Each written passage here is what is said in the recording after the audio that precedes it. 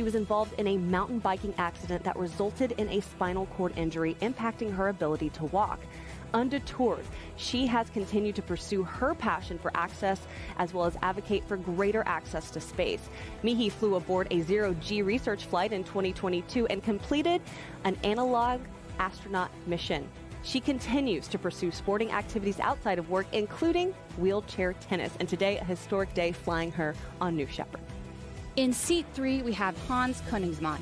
Hans is a German-American aerospace engineer whose career has been dedicated to advancing reusable spacecraft and vehicles, most notably as an early team member at SpaceX, where he spent 2 decades.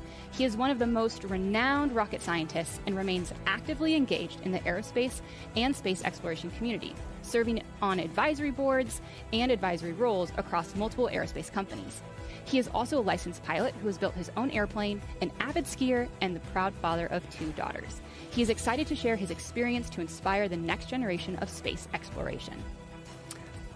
All right, we are going to continue to tell you about the crew of NS-37, but right now we are going to watch the astronaut ingress. So let's go ahead and toss it over to NS-37 on the crew pad.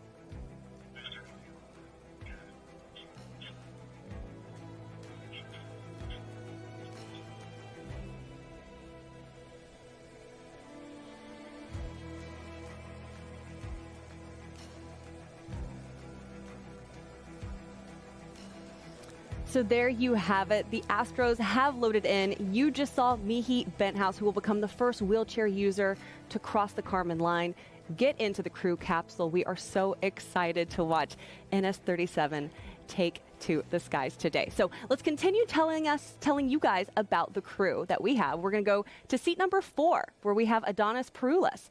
Now, he is a seasoned entrepreneur, investor, and mining engineer. He is the founder and chairman of Pella Resources, a co-founder of Energy Revolution Ventures, chairman of Rainbow Rare Earths, and the CEO of Chariot Limited, which are advancing and developing innovative technologies and global opportunities in the energy transition. His career and philanthropic work reflect a consistent commitment to education and the responsible and sustainable development of Earth's resources, combining technical expertise with a vision for long-term environmental and social impacts. His flight aboard New Shepard represents a lifelong dream to see the world from space. In seat 5, we have Jason Stansell. A self-proclaimed space nerd rooted in West Texas, Jason has watched the space industry expand to offer commercial spaceflight opportunities from his own backyard. With a degree in computer science from Tulane University, he has channeled his enthusiasm for creativity, passion for adventure, and love for science and physics into scuba diving, driving cars, riding motorcycles, flying planes, and of course, studying rocketry. Jason is looking to inspire healthy skepticism and promote science education through his experience. He is also dedicating his flight to his brother Kevin, who passed away in 2016 to a hard-fought battle with brain cancer. In seat number 6, we have Joey Hyde, a physicist and quantitative investor. Joey recently retired from his career at a leading hedge fund. He lives in Florida with his wife and 5 children. His grandparents ignited a fascination with space when they brought him to watch the 1988 launch of the Space Shuttle Atlantis, which sparked a lifelong curiosity in human spaceflight and exploration, leading him to earn a PhD in astrophysics. Joey sees this flight with Blue Origin as a continuation of his commitment to advancing science as well as inspiring generations of explorers.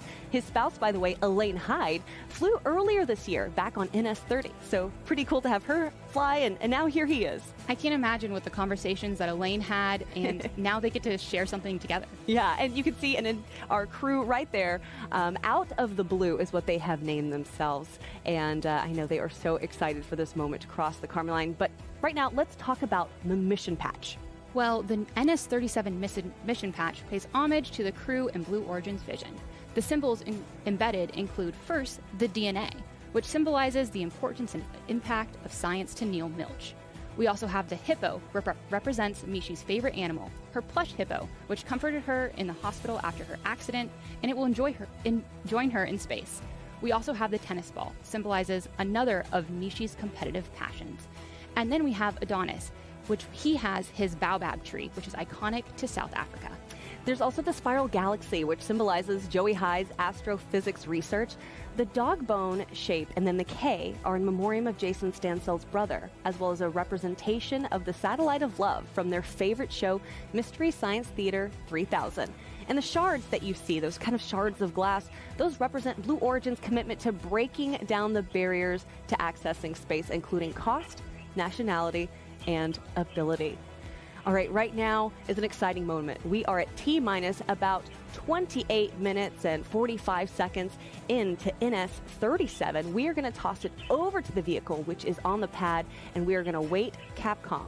Now, that is an exciting moment where we get to hear from our capsule communicator that will do the astronaut comms check. Today, our Capcom is Laura Stiles, and she will be checking in with this crew who has named themselves Out of the Blue.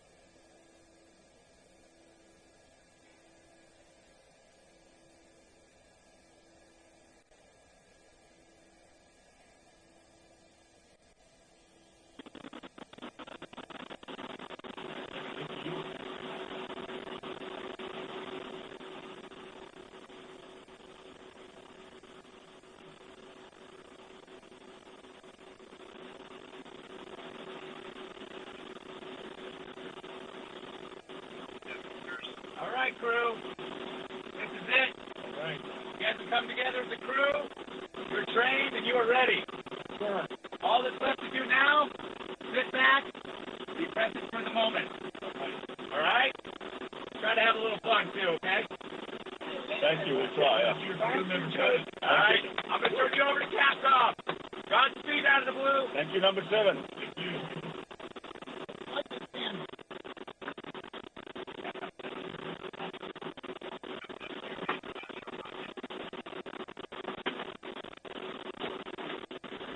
Carmen Line, Blue Control. Good morning, crew, and welcome aboard the RSS Carmen Line. Let's get started with a comm check. Reminder, turn your head to the right toward the mic. Astronaut Jack, comm check.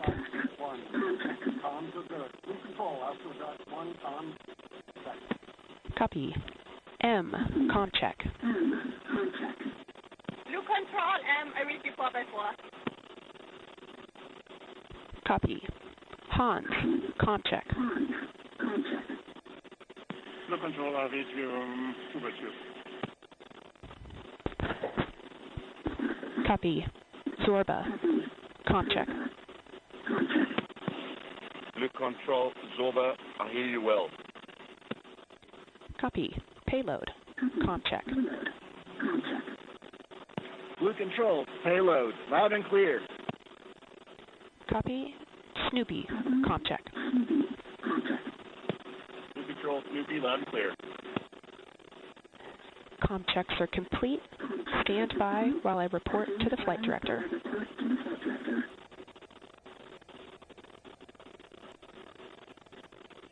We've just heard our astronauts have received confirmation that their comms check systems are working and everyone is in the cabin good to go.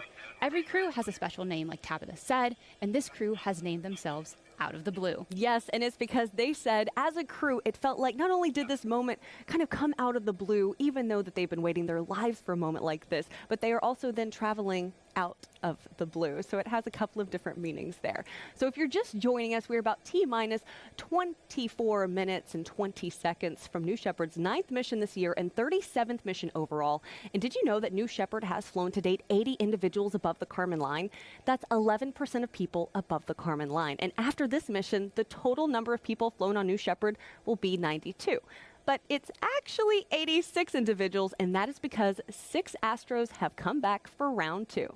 6 flying twice, that's because New Shepard offers astronauts a life-changing shift in perspective. We are now operating 2 human-rated vehicles to better meet customer demand. And of course, safety is our highest value. We've built redundancy into every safety system. And New Shepard is fully reusable. Its engine is fueled by highly effective and efficient liquid oxygen and hydrogen. During flight, the only byproduct is water vapor, no carbon emissions. It's a pretty incredible vehicle that systems have flown 36 times, and today will make number 37. It certainly will. Now, we've introduced you to the crew of NS-37. We've talked a little bit about our stats. So let's talk about what our astronauts go through during their time at Launch Site 1.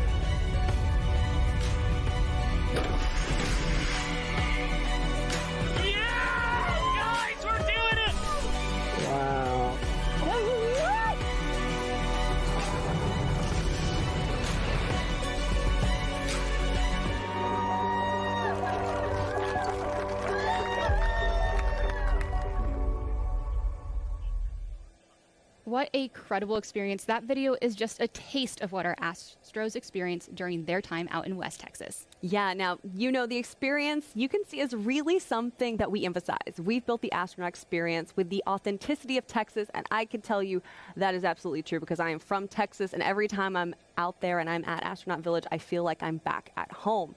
Now, essentially, we want our astronauts to really embrace that natural beauty of the West Texas desert life. I mean, that includes the boots, cowboy hats, denim. When you come here, you're going to feel like a space cowboy or space cowgirl. Well, next, one thing we want to focus on is how New Shepard has been designed with accessibility first mindset. We have the distinct pleasure of flying Michi today, but Michi isn't the first and won't be the last individual that we fly with a disability. No, so let's also talk about how we've been able to help others accomplish their dreams with New Shepard, because we've made a lot of improvements since we started the program. Since 2023, our Crew Member 7 team out there in West Texas, they have been hosting special astronaut training workshops. Now, this is something that they've worked on with our business resource group, New Hawking. And for those who don't know, New Hawking essentially supports our Blue Origin teammates with disabilities. They're also doing great work to build acceptance and create better accommodations for people with disabilities, whether they're joining Blue or going through training or just in their everyday work life. The CM7s have also hosted one workshop with Astro Access, a project dedicated to promoting disability inclusion in humanity space exploration by paving the way for disabled astronauts. In fact, Blue Origin was actually nominated this year at the Global Space Awards for Partnership of the Year with Astro Access. And during those workshops, the crew was able to work with and learn from individuals who are deaf and hard of hearing, low vision and blind, and those who are living with limited mobility. So yeah, taking what we've learned from those workshops, New Shepard has successfully flown the oldest man and oldest woman to space, as well as multiple individuals over 90 years old, and even individuals who identify as blind, hard of hearing, and even some with limited mobility. Now, some of the changes that we have made include improving the harnesses to make them, work easier for individuals who have limited mobility or limb differences. And as we've shown on a couple of our launches too, we also have an elevator at the tower, which helps our astros avoid having to climb the 60 feet of stairs to reach the capsule level. So a lot of great improvements for accessibility. Now, based on our commitment and work to enable more people to fly, NS-37 needed no alterations for the vehicle for today's launch, where we will watch Michi, who will become the first wheelchair user to ever cross the Kármán line. And that's because from its inception, the baseline design of our New Shepard crew capsule had accessibility at the forefront. One thing that we got to see in ingress and to look out for during egress is what you can see here is Michi will use transfer boards that create a bridge from her chair outside the capsule to her seat inside. And for those of you who are curious, in an emergency egress situation, her crewmates will assist her. Here at Blue Origin, we are always improving and taking in feedback. And coming up, there will be a lot of vehicle improvements in the next design block of New Shepard, and that generation will be flying back into 2026. So very exciting for the next set of crew capsules indeed. All right, so at its core, Blue Origin is a human spaceflight company. New Shepard has paved the way for access to space, as we just mentioned, and continues to do so with safety at the forefront. So let's check out how all the systems on New Shepard work together to keep our crew safe on their journey to the Kármán line and back. Safety is foundational to everything that we do at Blue Origin. And this isn't just about the rocket itself, it's about the training, it's about every piece that the astronauts experience when they're with us. We have a simple rule on New Shepard, and that is that everything involved with the safety of our astronauts has redundancy. That no matter what happens, that there's a backup system in place to keep people safe.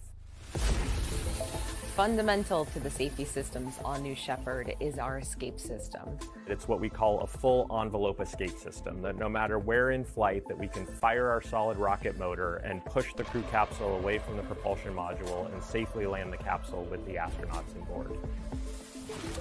There are 3 parachutes on New Shepard, and that gives us additional redundancy that the crew capsule can land under only just one chute being inflated and still protect the passengers.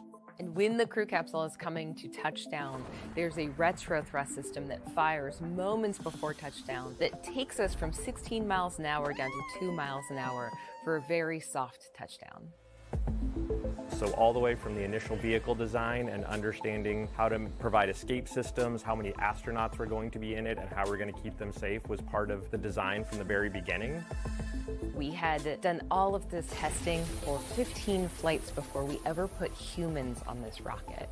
And now we have dozens of flights under our belt, and we have tremendous confidence in all of these safety systems that we have designed. At its core, Blue Origin is a human spaceflight company, and New Shepard is the first step to bringing humanity to space at Blue. This vehicle is for everybody. It is an incredibly comfortable experience. We have flown people who are 90 years old down to 18, people with disabilities, with low vision. Anybody can fly on this rocket.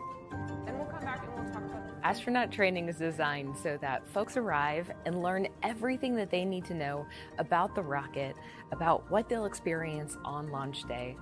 We want our astronauts to feel incredibly confident. So they will be trained on every single possible flight day scenario and shown that they can execute what that looks like. Safety is woven into every process that we do at Blue Origin, whether it's the design, the operations, the maintenance, and our mission readiness. When we make the decision that we're ready for a mission, everyone on our team and at Blue feels accountable to keep them safe.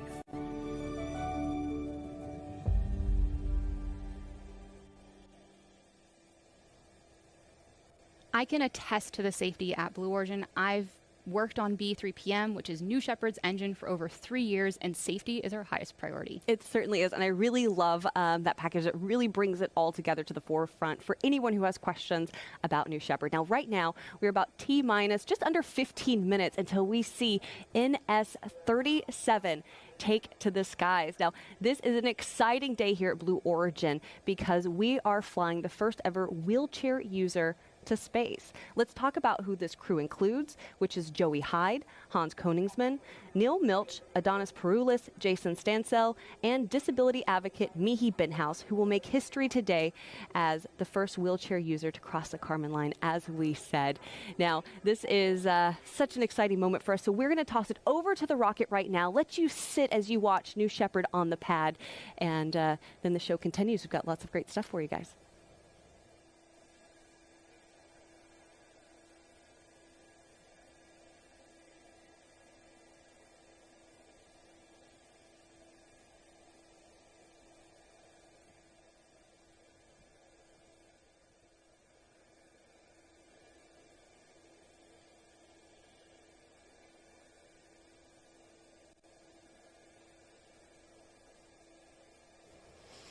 All right, it is T-minus 13 minutes and 30 seconds, and we want to talk about some of the individuals that you have seen on your screen and you will see on the ground helping out our crew, making sure that they stay knowledgeable and safe, and that is our CM7 crew, aka crew member 7s. Let's break it down. The crew that flies to space and back is a crew of 6, and CM7 are actually virtual crew members who are right there with the astronauts from the moment they arrive in Texas through their entire flight training and all the way to the moment when they enter the crew capsule. Yes, they're also the first faces that they see when they go back out to the crew capsule. And for this flight, our CM7s are Jake Mills and Laura Stiles. The CM7s are embedded in the mission, and they greet them, and they get to greet them once more when they return to Earth. So let's take a look at these impressive individuals, our crew member 7s. Command engine start. 2. Crew member 7 is a very unique role at Blue Origin. And traveling to space is an incredibly life-changing experience. Oh my goodness. You want somebody who's guiding you through it that doesn't just understand the technical side of the rocket and the launch operation, but also has the soft skills to truly support you through this wonderful journey. That's why crew member 7 is so important. There are 6 people that fly on the New Shepard crew capsule. The 7th person is crew member 7. We have 2 crew member 7s for each launch. One of the crew member 7s, they are with the astronauts pretty much 24/7. They are staying at the village, they're training them. We have another crew member 7 that serves as capsule communicator. And that's the person who is back physically in the control room and is actually talking to the astronauts when they're in the capsule. Everyone on the crew member 7 team has to be comfortable in a really dynamic operations environment. You have to be unflappable in anything that might come your way. We have folks from NASA, we have world record holders for skydiving, a nuclear submarine officer. It's truly a very diverse set of people bringing unique skill sets to the table. The most important role for crew member 7 is to instill confidence in the astronauts that we fly on New Shepard. And really that comes down to a very good training program. Safety is absolutely paramount to everything that we do here at Blue as we build this road to space. We have a crew capsule mock-up where we run through full mission simulations. Separation confirmed. You are free to unstrap. So the only surprise on launch day is the incredible view outside of those windows. This is nuts! Where they can look at the Earth and be changed. Oh, wow. And bring that feeling back to Earth with an inspiration to protect the Earth. Because that's what we're doing this for. We are doing this for the benefit of Earth.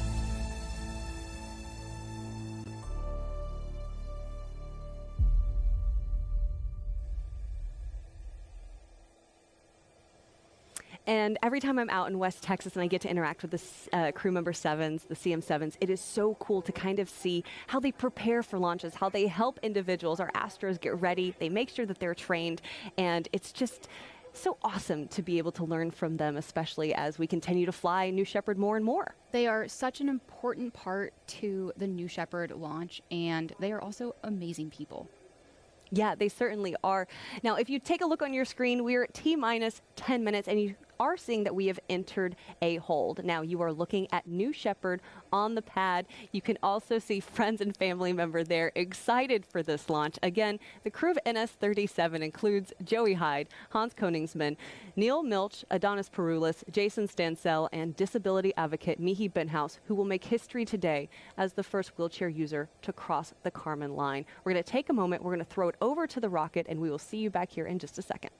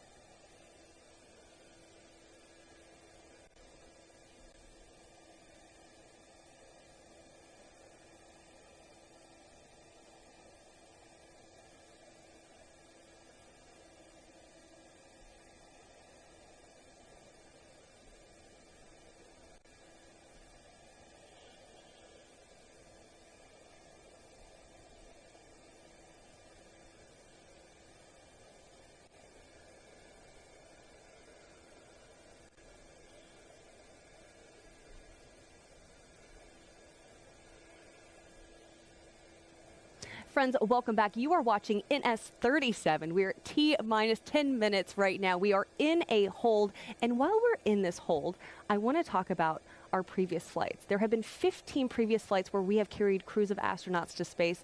And on every single flight, we hear the incredible reactions from our passengers and the profound effect that it has on them. And today, Out of the Blue, which is the name that our crew has named themselves, will add 6 more Astros crossing the Kármán line. Capsule. Go. Holy mackerel. Booster. Is this wild? Go. Each person that goes up there. Oh my golly! This is nuts! Ground. Go. All of a sudden has a totally different perspective. Wow, look at that view. Capcom. Go. Of this little place here. New Shepard is go for launch. This is heaven! It's almost like an out-of-body experience. New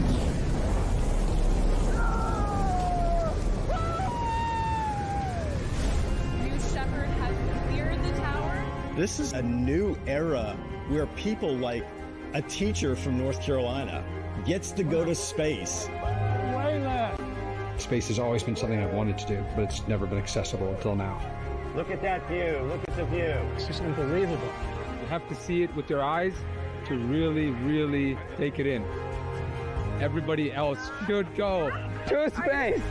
Look at the Earth! Just look outside! Look at the Earth! We're in space! This is a life-changing experience. Everybody needs to do this. It was absolutely insane. I mean, it's the coolest thing ever. Oh my word. I'm just spinning. That was enlightenment. This is the best experience of my life, by far. Everyone in the world deserves to see this. Everyone needs to see this. Oh my God. It's just a dream come true. I want to do this my entire life. Oh my God. I just went to space as the first woman from Mexico. I think we need to give this gift of perspective to everybody. Oh man, this is so cool. I always said I'm going to do it, and I just did it. to space! What you have given me is the most profound experience I can imagine. I can't believe this. As soon as you land, you will want more of it.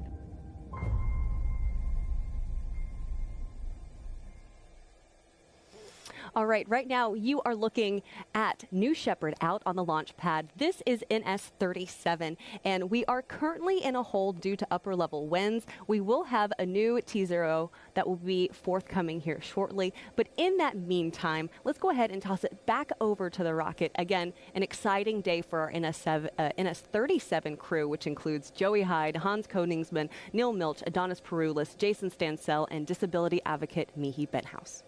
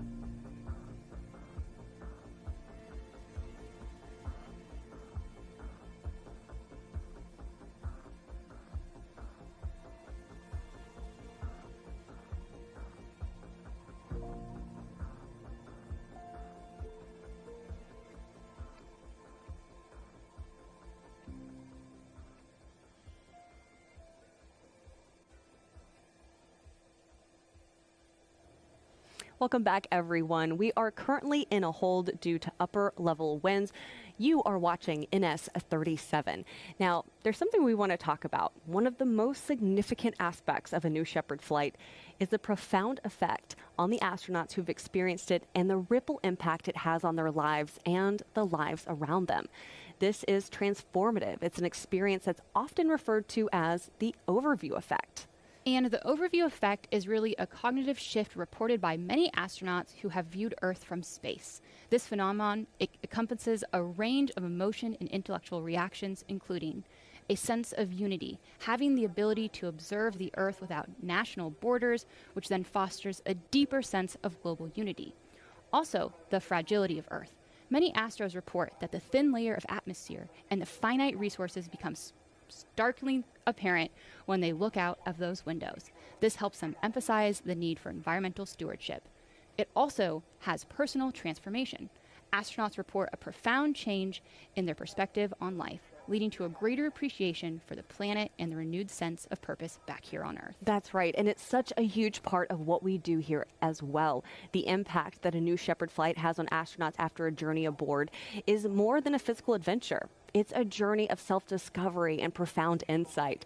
The experience, it actually often leads to a heightened sense of awareness. Now, that's kind of like a greater consciousness of global issues such as climate change, poverty, and conflict, as well as inspirational leadership. Many return with a renewed mission to contribute positively to society, often becoming advocates for space exploration and environmental causes.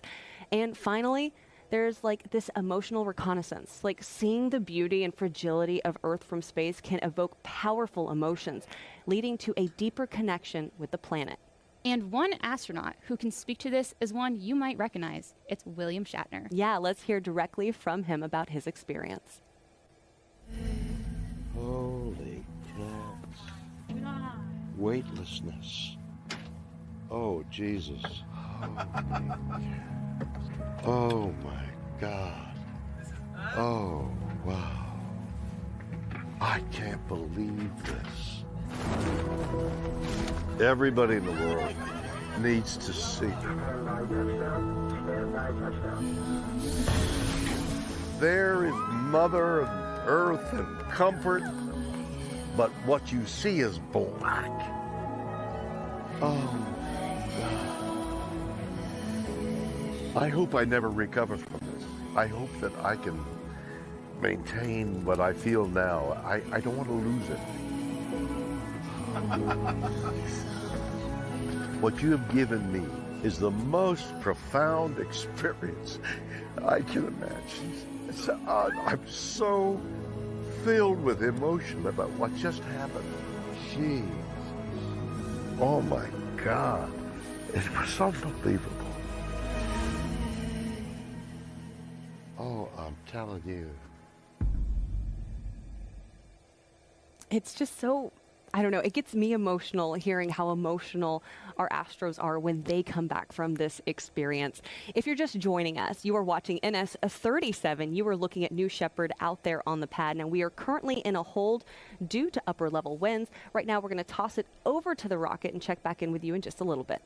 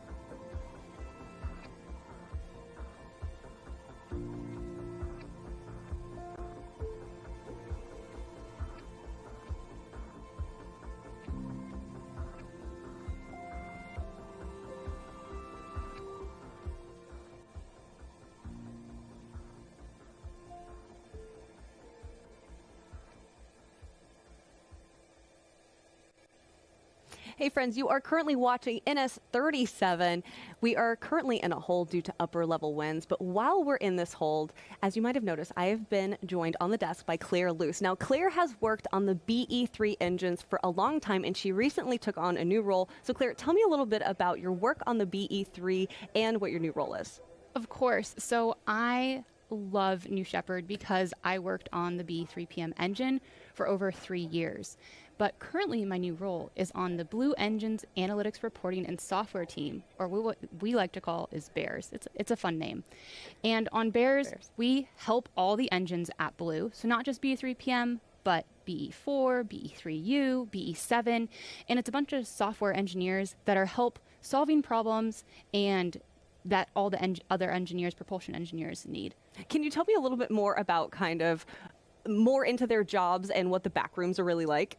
Oh, of course. So on New Shepard, we have the engineering backroom, which is the role that I'm certified as the BE-3PM engineering backroom. And it's a certified role that helps support the controllers. So we have the booster controllers, the capsule controllers, but then there is a whole team of engineers who specialize in subsystems like the BE-3PM engine. So we have these engineers that are monitoring their specific subsystem. Like I said, I'm the BE-3PM engine, and I have teammates that are currently working this launch, but we also have different subsystems like the avionics hardware system or the fluids team. And of course, these are all headed up by our engineering backroom lead. So it is just a few of the people that help make this launch possible. What is launch day like for your team? Well, they wake up really early. You have to be on console at a pretty early hour when the vehicle rolls out. You power the vehicle on. You're going to have to fill it up with propellant. Of course, my team is monitoring the engine at that time. So this has all happened before the crew even loads into the vehicle. It's got to be an exciting thing. And you've been out to West Texas, I think you told me, about 15 times doing this. Yep. It is a great opportunity to be able to be part of these launches, work the launches, and also work with the hardware. Yeah, and it is so great to hear more kind of about what our engines teams, because engines are really integral to everything we do. I know we said it on New Glenn. It's like, I think people believe that you build a rocket and then you stick an engine on it, but that's not the case at all. You build the engine and then you build the rocket from there. Yep, that is 100% true. All right now you are watching NS-37. You can see New Shepard out there on the pad. We are on a hold at this moment in time due to upper level winds. We're going to toss it back over to the rocket, get a status update for you guys, and see you in just a minute.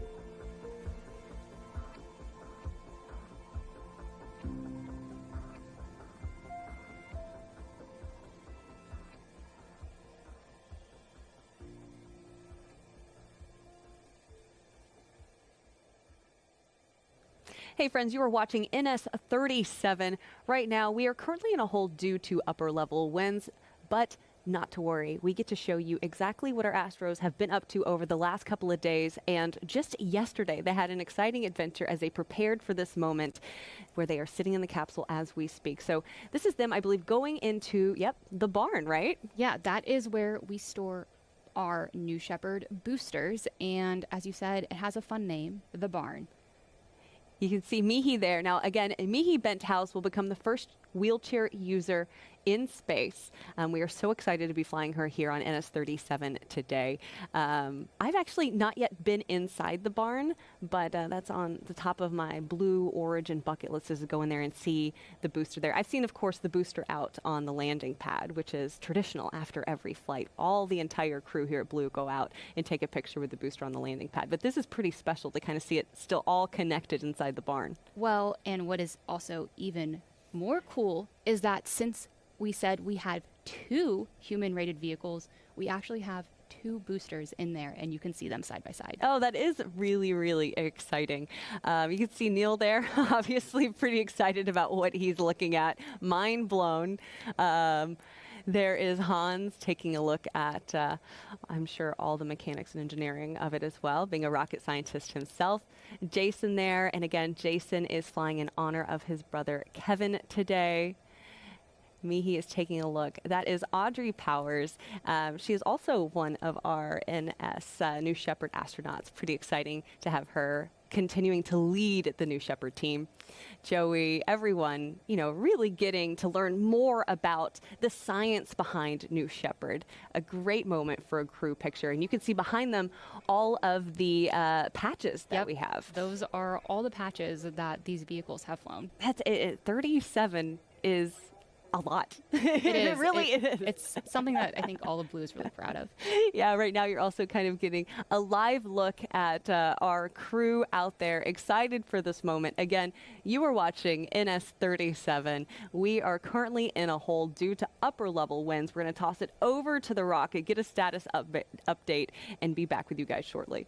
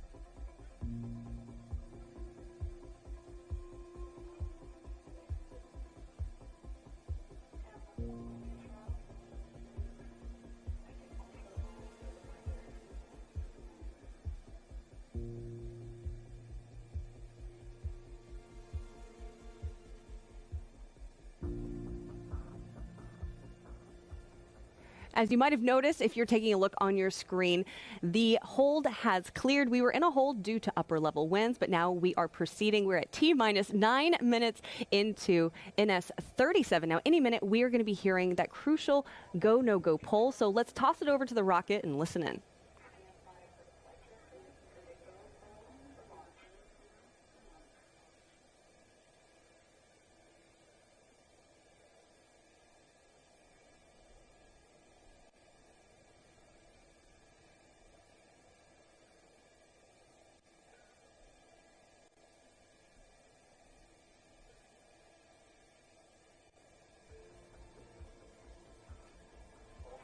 With the go poll for terminal count and launch.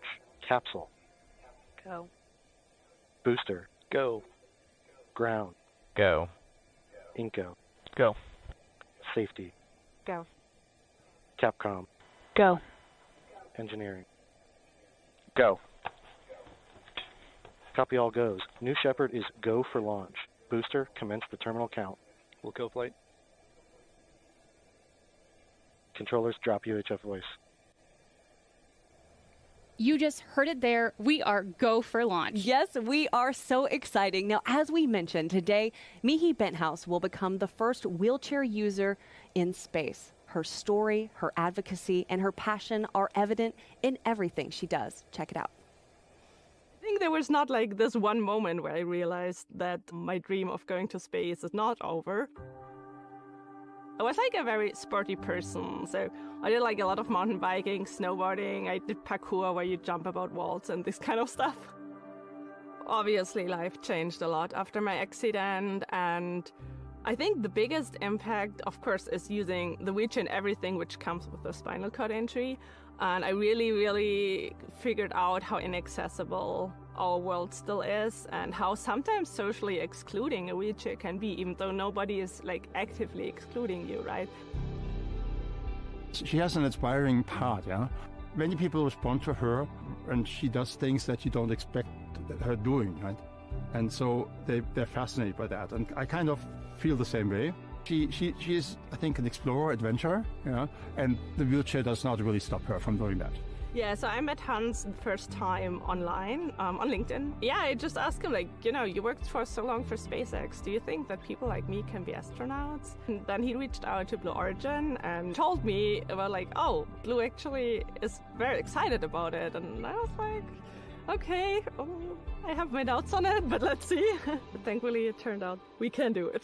So Hans and me ending up flying as a team. I think it was about a year ago when we first did our workshop with Hans and Michi on site. We made some prototype hardware, and then we tested out the prototype hardware, and we figured out a lot of things that didn't work and a few things that did work, and really refined and practiced those. We have their business resource groups here at Blue Origin, like New Hawking, and organizations like Astro Access have been great to come in and do workshops with us and figure out what's possible and wasn't possible. On the vehicle side, we didn't have to change anything to allow Michi to fly to space. We did implement a few things on the ground side, so some ground support equipment to allow her to both ingress and egress out of the capsule. And so a lot of our work was focused on upgrading the experience in Astronaut Village, things in our training center, and then some of the ground support equipment to get her both into the capsule and then back out of the capsule. So yeah, I feel like a little bit the responsibility of being the first wheelchair user is also to point back on Earth. Of course, if we want to be an inclusive society, we should be inclusive in every part and not only in the parts we like to be. For the future of accessible spaceflight, I really hope it's like speeding up. You know, it's like in its very early days right now. So I think we're making like a very first thing here with Blue Origin. So Michi basically inspired me to do this, yeah? And it's her drive that kind of convinced me I should do that too, and to just experience something that I've seen from the outside for a long time. This is exciting work because this is what New Shepard was designed to do, to increase the access to space so all different kinds of people can have that experience of seeing our Earth from space.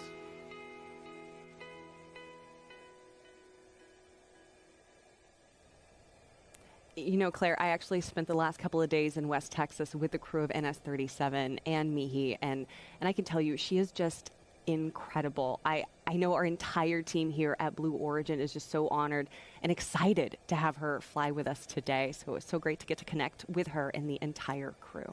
I am so excited to hear about her experience after she lands. Yes, me too. Now let's take a look on your screen and let's go a little into more depth about the flight profile. New Shepard is a suborbital flight and a fantastic way to experience space. It's a simple parabolic flight, a straight up and straight back down flight path that results in some of the cleanest microgravity you can achieve. Yeah, and for some of our viewers who might be tuning in for your very first New Shepard launch, first off, welcome. But our New Shepard rocket has a vertical takeoff and vertical landing. Now, as you're watching, you can see, obviously, the capsule and the booster go up together, and then they separate. At this moment in time, the capsule is experiencing zero-G. Our Astros are looking out those big, incredible windows. And then the booster, due to its aerodynamic shape, you can see the fins coming out on this reenactment of it. It helps lead it back down to Earth about 2 miles from where it launched from. While that's happening, the capsule is then also making its way back to Earth. But because of its shape, it's more of like a teardrop type of shape, it's a little slower. Now, during this time, the Astros can experience up to 5 Gs, and then we have 3 drogues. Those are those little things. You're like, are those parachutes? No, those are drogues, and those pull out the main parachutes. What's cool about that is New Shepard, again, redundancy, safety built into every system. We only need 1 parachute, but we have 3. And then right before it lands, we have that retro thrust system that puffs up that big little cloud of dust that you see. You think, you're like, man, that's a hard landing. It is not a hard landing. It is soft. It slows it down to 1 to 2 miles per hour. There is the entire flight profile for you on your screen. And another thing that makes New Shepard so special is the size of our windows. Some of the biggest ever flown in space. That's right. If you take a look on your screen, you can see the size comparison to the Mercury Redstone Freedom capsule that Alan Shepard flew back in 1961. Yeah, it's so incredible to look at that comparison. Bigger than a 747, and I just can't imagine what it is like. I see the videos, but seeing it in person has to be totally unreal. At T-minus 2 minutes, we are starting to hear the voice of mission control coming in. Retracting the sunshade and capsule access bridge. The vehicle is starting to go through its bit checks, which are built-in test. Again, T-minus 1 minute, 50 seconds. New Shepard is fully autonomous. Transition to onboard hydraulic pumps.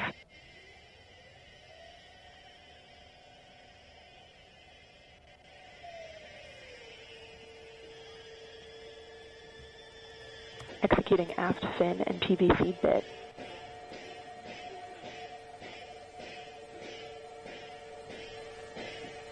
Engine thrust vector control built-in test in work. Vehicle is now on internal power.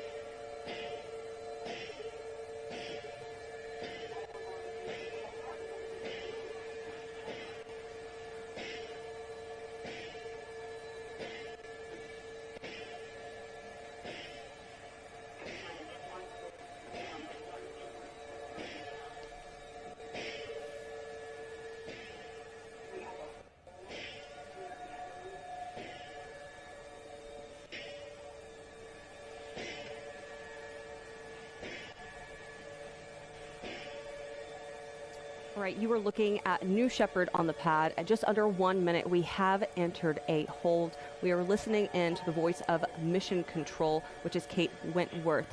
Now, as we learn more information about this hold, of course, we are going to pass it along to you. Right now, we're going to toss it over to the rocket and get more information.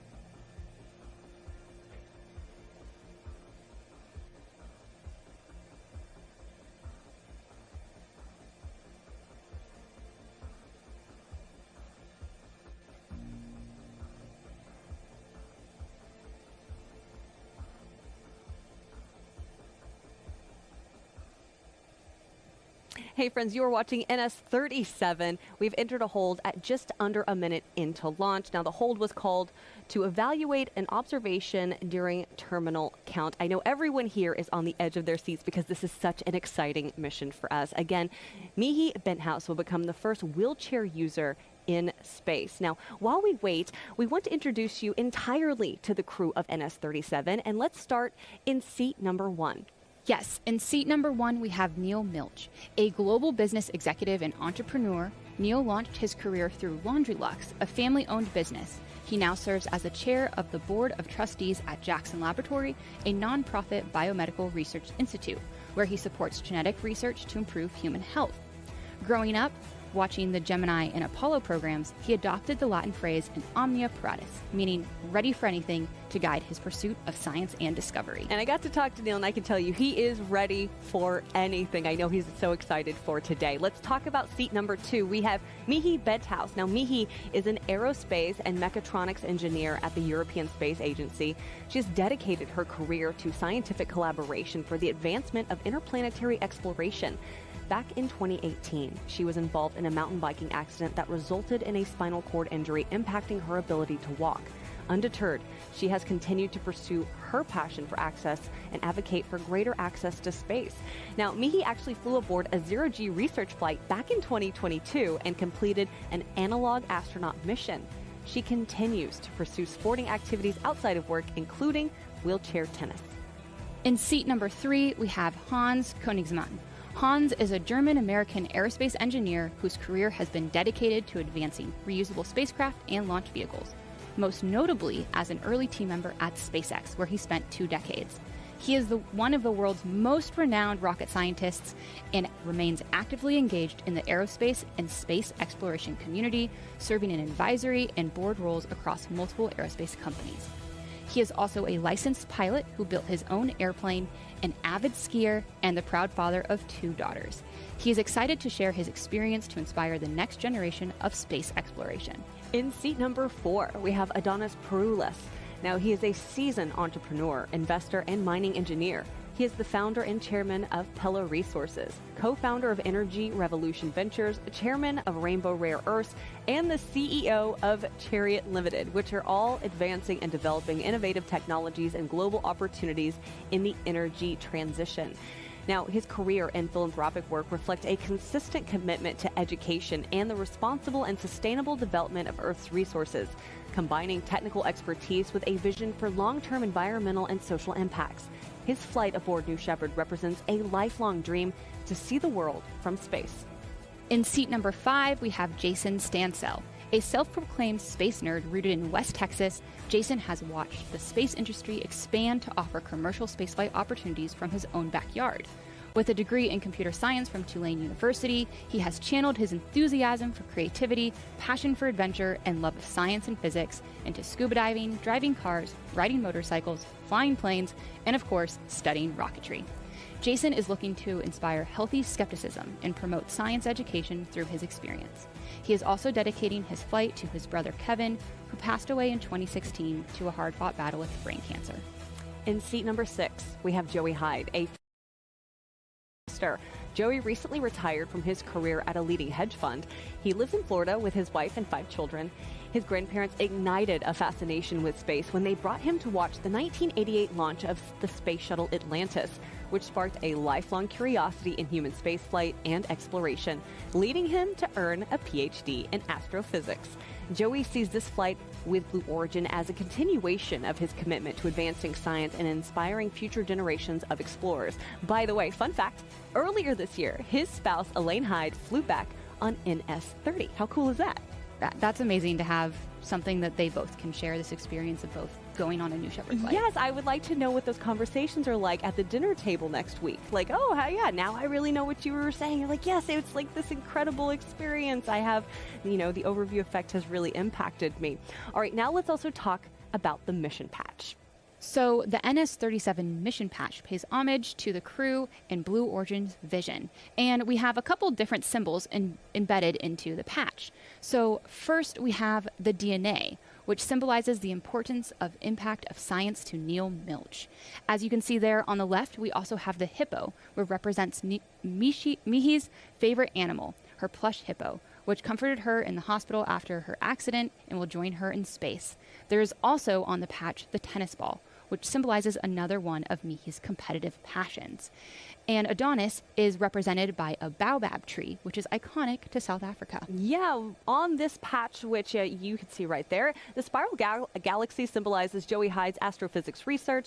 The dog bone shape and K are in memoriam of Jason Stansell's brother, Kevin, as well as a representation of the satellite of love from their favorite show, Mystery Science Theater 3000. I love that show, by the way. And the shards represent Blue Origin's commitment to breaking down barriers to accessing space, including cost, nationality, and accessibility. So right now, as you look on your screen, you will notice we are currently in a hold. You are watching NS-37. We're going to toss it back over to the rocket and get more information.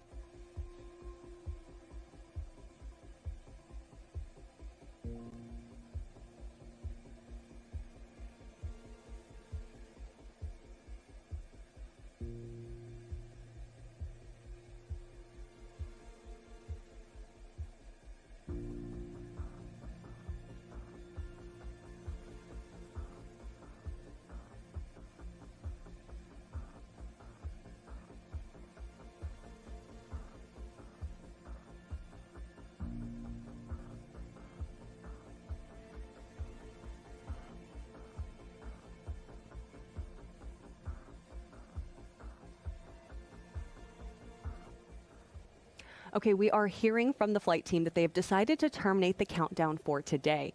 We are standing down from today's NS-37 mission after the launch team observed an issue with our built-in checks prior to flight. We are assessing our next opportunity for launch. We're going to go ahead and scrub the launch and look into this issue further and make sure that we are ready to go.